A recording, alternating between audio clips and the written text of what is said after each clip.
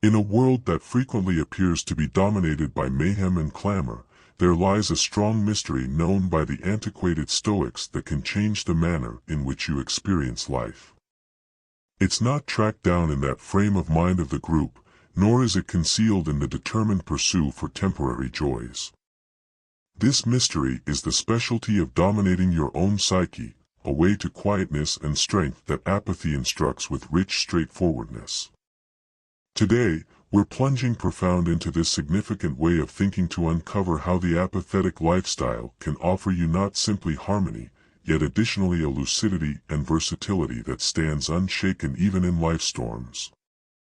Go along with me as we investigate how to tackle these ageless insights to direct through our advanced world with the wisdom of the Stoics directing each step. Whether you're combating day-to-day burdens or looking for a more profound feeling of satisfaction, understanding how to control your psyche, the apathetic way, isn't just about adapting to life, it's tied in with flourishing in it. Assuming you appreciate what we're plunging into here, a simple free blessing I'll ask from you is to stir things up around town button. Furthermore, believe me, you won't have any desire to skip any piece of this excursion we're on together today. Quite possibly the most freeing lessons of aloofness depends on a straightforward yet significant thought: the main thing genuinely inside our control is ourselves, our reactions, our emotions, and our thoughts. This principle supports us to withdraw from the significant burden of others' emotions.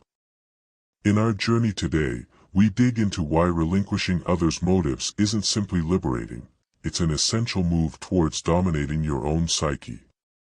Consider it: how frequently have you changed a decision, delayed on another endeavor, or even modified your appearance in view of your thought process others could say or think?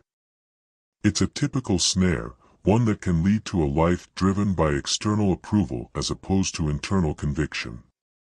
Apathy helps us to move this concentration by securing our actions and thoughts in our own values. We strengthen our mental courage against the disorder of outside judgments. Let's think about Marcus Aurelius, a Roman ruler and an unemotional thinker who famously said, "You have control over your mind, not external events." Realize this, and you will find strength. His words are a call to focus on our own mental responses as opposed to attempting to control the wild. This doesn't mean we become apathetic regarding others, but rather that we focus on our own judgment and inner sense of peace above external approval. This way of thinking doesn't demand that we dismiss feedback completely. Instead, it empowers us to choose what bits of feedback are productive and aligned with our deeper goals and which are just distractions. It's about growing a garden inside where the seeds of your viewpoints are nurtured by your own values and beliefs, not stomped on by the judgments of others. Imagine the freedom of just deciding without fearing criticism or seeking approval. You start to live more authentically, guided by what's most important to you. As you practice this indifferent approach, you'll see that not only does your reliance on external approval disappear, but your confidence and inner peace grow. This isn't just about empowerment in the traditional sense, it's about cultivating an inner landscape where your emotions serve you instead of control you. This is where aloofness offers valuable insights. The Stoics didn't teach suppression of emotion but rather the understanding and management of emotions to enhance well-being and personal growth. Consider the indifferent practice of viewing obstacles as opportunities, a method advocated by the philosopher Seneca. He argued that every challenge or difficulty was an opportunity to practice virtues like patience, courage, and moderation. By reframing our struggles as opportunities to develop resilience, we change our profound response to them. Instead of feeling overwhelmed by difficulty, we can approach it with a sense of purpose and use it as a stepping stone toward greater resilience. Another crucial aspect of developing personal resilience is maintaining a perspective that aligns with reality. Epictetus taught that our suffering comes not from events themselves but from our judgments about them. By changing our judgments and expectations to be more in line with reality, we reduce unnecessary suffering. For example, assuming we accept that we have zero control over the actions of others but have some control over our reactions, we're less likely to be disturbed by another person's behavior. Deep resilience also involves understanding that emotions themselves are not commands. Just because we feel angry, hurt, or anxious doesn't mean we are compelled to act on those feelings. This gap between feeling and action is critical. It gives us a chance to choose our response. The Stoics called this the space in which we can exercise our reason and freedom. To enhance your personal resilience, start by integrating daily reflections. End each day by asking yourself what went well, what challenges you faced, and how you responded. This practice of self-reflection develops your ability to apply Stoic principles in day-to-day life, gradually building your resilience. Now ponder how you can apply them not just in moments of crisis but as part of your daily routine. Personal resilience isn't built overnight, but with consistent practice and an indifferent mindset, you'll find yourself more able to handle anything that life throws your way, not just enduring your experiences but thriving through them. At the heart of Stoic philosophy is the profound realization that while we have zero control over what happens to us, we have some control over how we perceive and react to these events. This is the true power of perception, to understand that our reactions, not the events themselves, shape our experiences.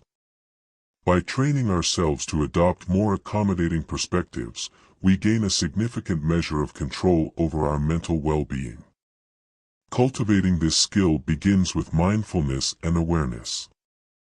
It involves noticing our automatic thoughts and questioning their accuracy. Does this thought reflect reality? Is there another way to see what is happening? This practice of questioning and re-evaluating is a form of cognitive restructuring that can fundamentally alter our mental landscape. To incorporate this into your life, start by identifying situations where your initial reaction might not be the most helpful. Experiment with reframing your thoughts to reinterpret what is happening. This could be as simple as interpreting criticism at work not as an attack on your abilities but as constructive feedback that can spur personal and professional growth.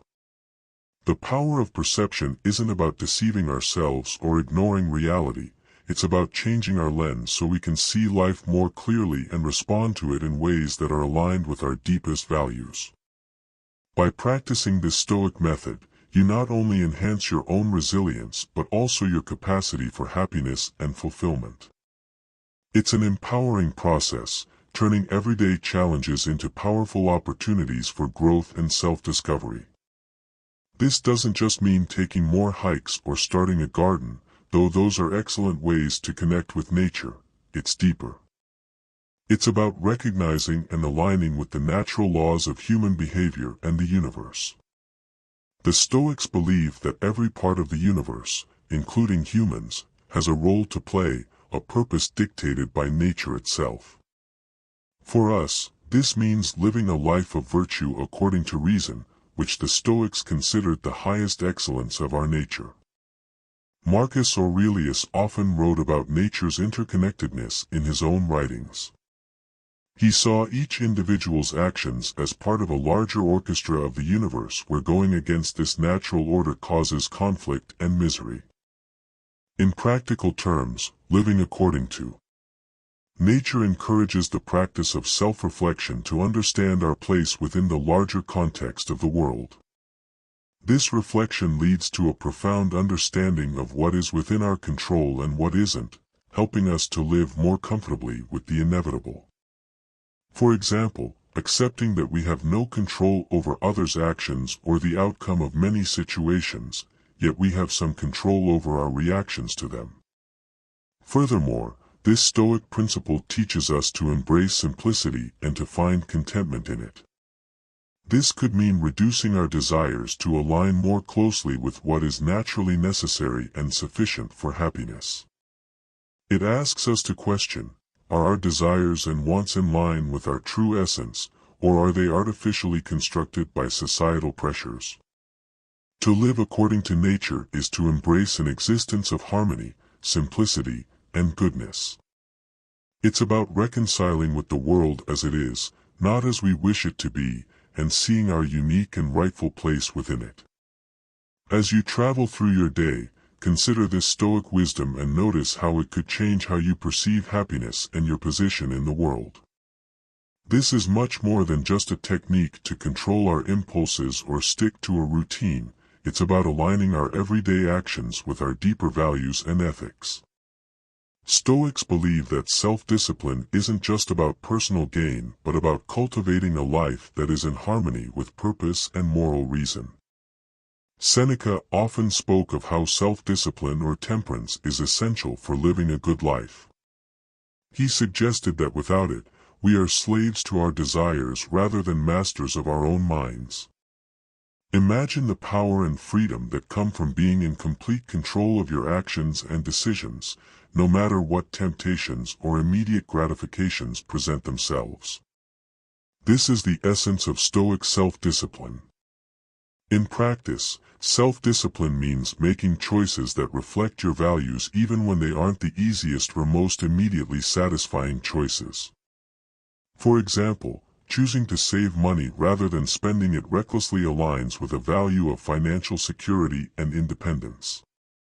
Similarly, choosing to wake up early to meditate or exercise before a busy day illustrates a commitment to health and mindfulness, prioritizing long-term well-being over extra sleep.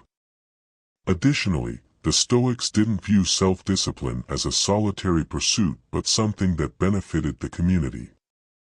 By controlling our impulses and making deliberate decisions, we contribute to a more rational, calm, and compassionate society.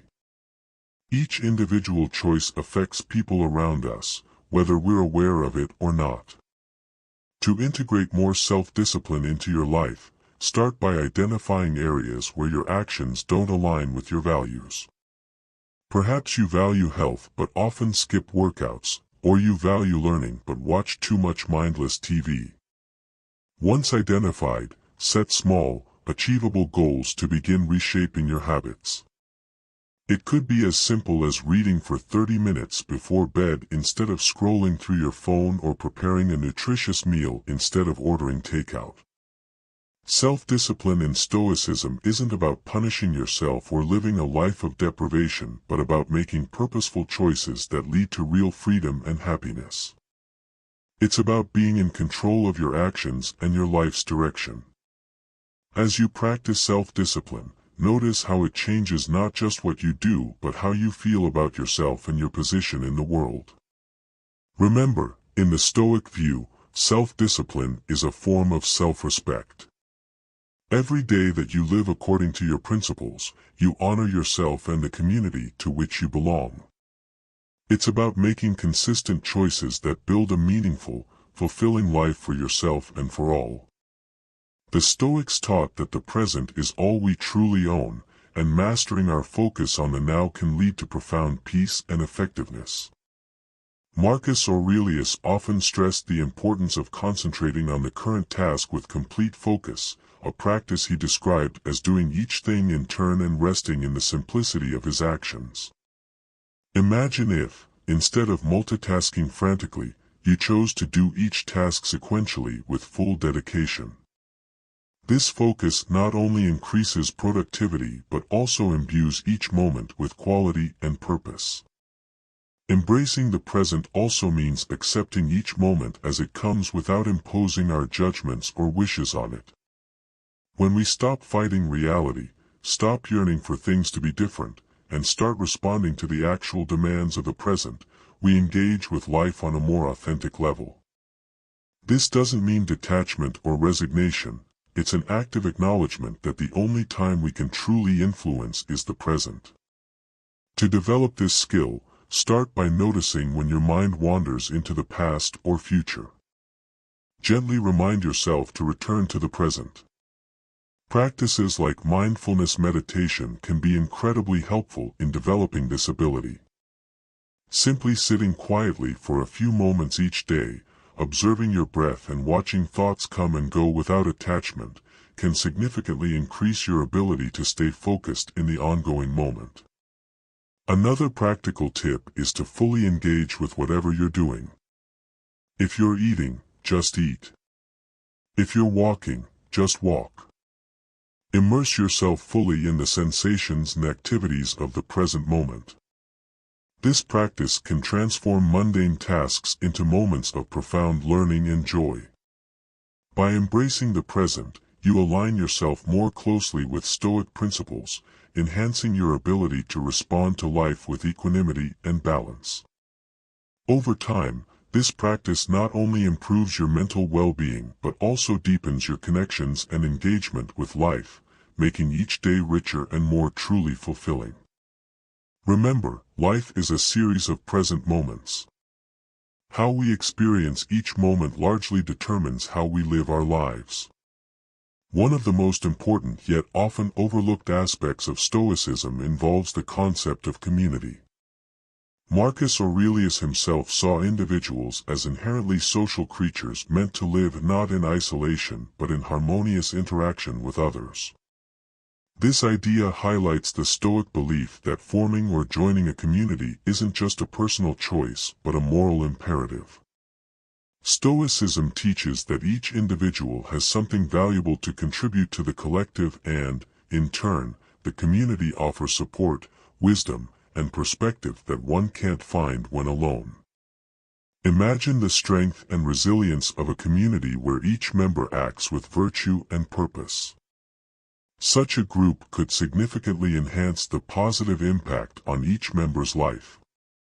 In practical terms, actively participating in the community can mean various things. It could be as simple as joining a local group that shares your interests or volunteering for causes that align with your values.